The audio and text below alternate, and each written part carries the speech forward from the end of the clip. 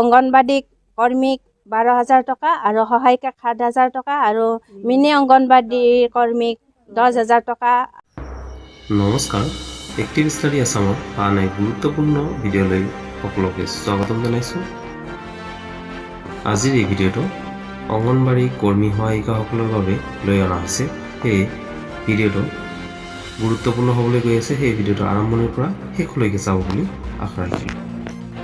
মূল ভিডিঅ'লৈ যোৱাৰ আগতে আপোনালোকলৈ এটা অনুৰোধ, যদি আপোনালোকে চেনেলটোত নতুনকৈ আহে কাইণ্ডলি চেনেলটো ছাবস্ক্ৰাইব কৰি ৰাখিব আৰু ভিডিঅ'টো ভাল লাগিলে লাইক এটা কৰাৰ লগতে শ্বেয়াৰ কৰি দিব।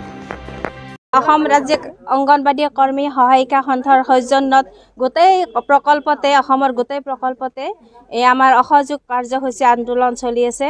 আমি যোৱা বছৰে 1 বছৰে হ'ল আমি আন্দোলন কৰি থাকিব, কিন্তু আমাক চৰকাৰে কোনো ধৰণৰ আমাৰ বাজেটত আমাৰ মাননি বৃদ্ধি কৰিব বুলি আমাৰ সকলোৱে সেইদিনা যিদিনা বাজেট উত্থাপন হৈছিল সেইদিনা সকলোৱে ৰখি আছিল আশাৰে বাট চাই। কিন্তু আমি ৰখি যেতিয়া আমি বাজেট শেষ হৈ গ'ল, আমাৰ কোনো কথাই উল্লেখ নকৰিলে, তেতিয়া আমি সকলোৱে হতাশ হৈ গৈছিলোঁ। সেইকাৰণে আমাৰ আগতে আমাৰ কৈছিল যে অংগনবাড়ী কৰ্মী সহায়িকা সন্থাই যদি আমাৰ ভাল খবৰ নাহে, আমাৰ 13 তাৰিখৰ পৰাই আমাৰ কাৰ্যসূচী আকৌ আৰম্ভ হ'ব।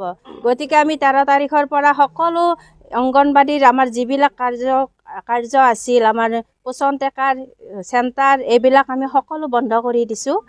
আমাৰ আজিলৈকে সেই চেণ্টাৰ পোষণ টেকাৰ সকলো কামেই আমি ৰিপৰ্ট দিয়া নাই। আমাৰ মূল দাবী আমাৰ মাননি বৃদ্ধি কৰিব লাগে। যেতিয়ালৈকে মাননি নহয় মজুৰি দিয়ক। যেতিয়ালৈকে আমাৰ মজুৰিটো নিদিয়ে তেতিয়ালৈকে আমাক অসম চৰকাৰে অংগনবাড়ী কৰ্মীক 12,000 টকা আৰু সহায়িকাক 7,000 টকা আৰু মিনি অংগনবাড়ী কৰ্মীক 10,000 টকা আদায় দিয়াৰ কাৰণে আমি অসম চৰকাৰক বহুত দাবী জনাই আহিছোঁ। ৰঙিয়া কমলপুৰ প্ৰজেক্টৰ কৰ্মী সহায়িকাখিনি আমাৰ যোগদান কৰিছে আজি ৰঙিয়া কমলপুৰ প্ৰজেক্টত। আমি এইখিনি আন্দোলন চলাইছোঁ। দাবী পূৰণ নহ'লেকে আমাৰ অনিৰ্দিষ্ট কাললৈকে হ'ব। তথাপিও আমাৰ এইকেইদিন 25 তাৰিখলৈকে প্ৰকল্পই থাকিব আৰু 26 তাৰিখে আমি জনতা ভৱনত আমি দিন ৰাতি কাৰ্যসূচী চলাই যাম। অংগনবাড়ী কৰ্মী সহায়িকাসকলৰ বাবে লৈ অনা ভিডিঅ'বোৰ চাই থকাৰ বাবে আপোনালোক সকলো অংগনবাড়ী কৰ্মী সহায়িকাসকলক আন্তৰিকতাৰে অশেষ ধন্যবাদ জনোৱা হৈছে। আৰু যিদৰে আপোনালোকে মাননিৰ সলনি মজুৰি বিচাৰিছে, আমাৰ চেনেলৰ তৰফৰ পৰাও আমিও বিচাৰোঁ যে আপোনালোকৰ যি সমস্যা আৰু দাবী আছে এইখিনি চৰকাৰে বুজি পাওক আৰু আপোনালোকৰ দাবীসমূহ পূৰণ হওক। ভিডিঅ'টো শেষলৈকে চোৱাৰ বাবে ধন্যবাদ। ভিডিঅ'টো ভাল লাগিলে অনুগ্ৰহ কৰি লাইক এটা কৰাৰ লগতে শ্বেয়াৰ কৰি দিব। ধন্যবাদ। জয় হিন্দ।